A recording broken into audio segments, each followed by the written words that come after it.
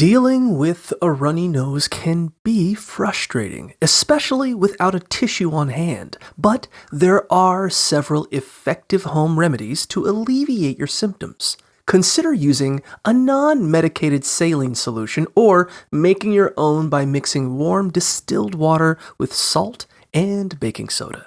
This can help clear mucus and open your sinuses. Nasal irrigation with sterile water is another option, and hot beverages can help loosen congestion. Breathing in steam from a hot shower or a pot of hot water can also relieve nasal pressure. Additionally, using a humidifier in your bedroom may provide comfort.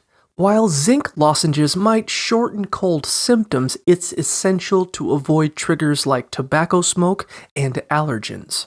Regularly dusting and vacuuming can minimize irritants in your home, and wearing a scarf in cold weather can prevent excessive mucus production. Try out these tips to relieve your symptoms right away.